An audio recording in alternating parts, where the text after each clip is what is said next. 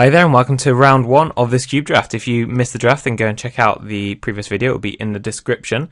But if you can't be bothered, then quick summary. I drafted some kind of weird combo mid-range deck, I guess is the best way to describe it. It's a Splinter Twin deck. It only has one Splinter Twin. It has one Kiki Jiki. Sorry, I should say it only has one target Splinter Twin. It has Deceiver Exarch. But it does have Tooth and Nail to find the combo.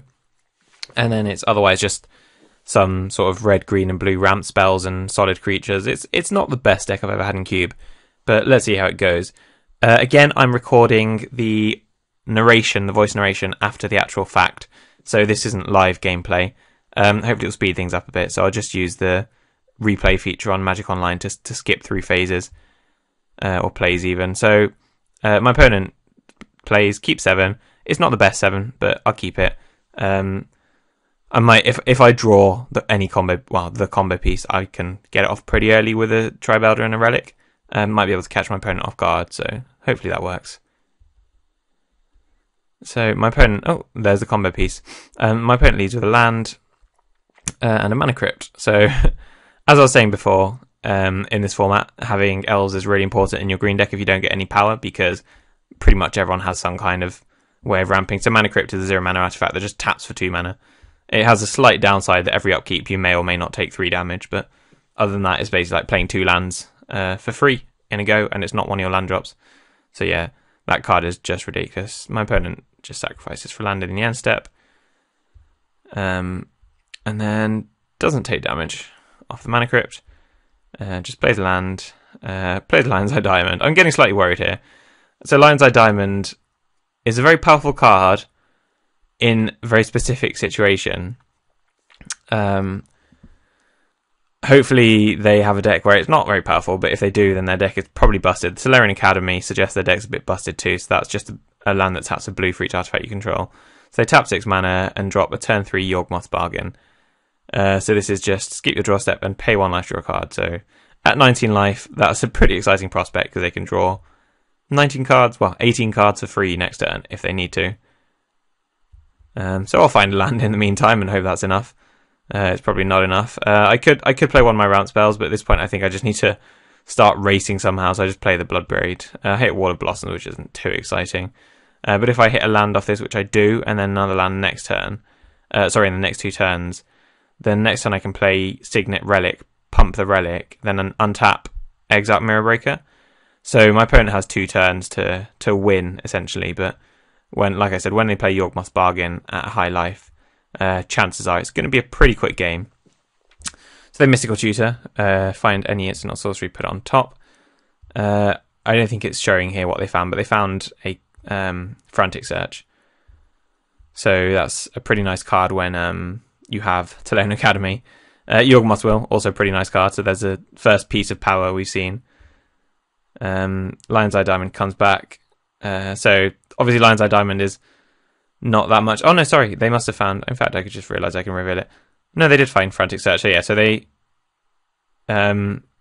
must have, I think, Yawgmoth Willed with that on the stack, sacrifice Lion's Eye Diamond, which obviously discards the hand, which was just a Necropotence. So yeah, so then they can pay 1 life to get that Frantic Search, which is what they do. They do it again to get an extra card in hand. I think they probably should have drawn a few more cards here just to give them more choice, but then they just Frantic Search with some mana floating, so they discard the cards they don't need, which get exiled because of... I can't think of the name. Yawgmoth Will. But that's not too much of an issue for them right now. So they start paying some more life, drawing some more cards. As you can see, it's just ticking down, 4 life, 3 life. At this point, I'm starting to think maybe I can win this if they're only on 3 life. But then they start playing spells again. So they use all their mana. And it's going to my end step here, but I think something's glitched out with the replay. Essentially what happens, I'll just tell you because it's not showing it. So they cast Time Spiral and then a bunch more spells. What you can't see here is, so there's a Mox Pearl in the Exile zone. They also had another Mox. And they essentially just refound their Mystical Tutor. Sorry, not refound the Mystical Tutor. They found the Brain Freeze they were looking for, essentially. They just drew a bunch more cards. Time Spiral obviously put them all back in. And then, yeah, eventually after after drawing their entire deck, they just brain froze me, and that's when I conceded with the brain freeze on the stack. I'm not sure why it's not showing it here, but that's how the game ended. A pretty busted start from my opponent. The turn 4 kill, yeah, turn 4 on the play kill, pretty unopposed. So yeah, nice deck. Let's try next game. Alright, we're back for game 2. We got somewhat trounced in game 1, so hopefully second time lucky. I obviously choose to play. I draw my hand of 7. And it's a tricky one. It has all the mana I could ever want, but that's all it has. If I draw some kind of spells, then I can cast everything. But I don't think this is the hand I want against the deck that kills me on turn 4. So I'm gonna mulligan this. This is where I boarded Mystic Snake in. I went slightly heavier blue. I did realise at this point though that I didn't really update my mana accordingly. I think I didn't even add an island, so I've still only got 1 island in the deck. So this can find Volcanic Island, but if I do that, then I can't find Findhorn Elves. I can't play Findhorn Elves. But I figure I have to keep this hand. I don't really want to go to 5, and this hand can do some things. So yeah, I keep this hand. I scry Creative Behemoth straight to the bottom. And I play my Wooded Foothills. I did actually consider not finding a land here, just so I could hopefully draw something next turn. But I don't know, I figured just getting a creature on board might be relevant. If I draw... No, I can't speak. If I draw something, I don't know, a 3-drop or like a Coalition Relic, I'd be annoyed if I didn't find or if I didn't play the Findhorn Elves this turn. So I figure that the kind of slight increased chance of drawing a land which I want doesn't really outweigh the downside is just not playing the creature, and the damage can be relevant. I draw a Wall of Blossoms. I play Wall of Blossoms. There's not much point in playing off Findhorn Elves before a land, because even if I don't think there's anything I could draw that could then be played with a Findhorn Elves tap, so I might as well just play the land and attack with the Findhorn Elves. I don't know if what I just said made sense, but playing the land and tapping it for Wall of Blossoms made sense. Generally, you should make plays before you play lands, is what I'm trying to say, but in that case, that wasn't the case. So I'm actually drawing quite well here, as you can see. It's not, the best set of draws, but I draw a Wall of Blossoms into a Sylvan Caryatid, so I do actually have the first blue to cast my Mystic Snake, and I can cast that Deceiver Exarch now. So I'm just going to cast that Sylvan Caryatid and attack with the Findhorn Elves, start pecking away at my opponent. My opponent makes a turn to Orzhov Signet, which is slightly less busted than what they were doing in the first game. There's a Sakura Tribe Elder, so I do actually have double blue now. And I think I actually don't attack here, because I figure I don't have the combo, so it's not like I'm giving anything away, and I just want to race my opponent with my 1/1s. So I might as well just play the Deceiver Exarch not next turn, end of turn.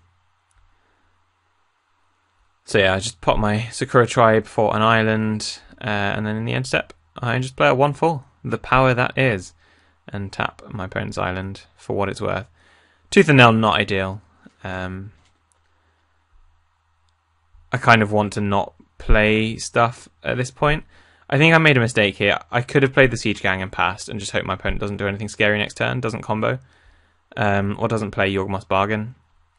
What I actually did was just pass the turn.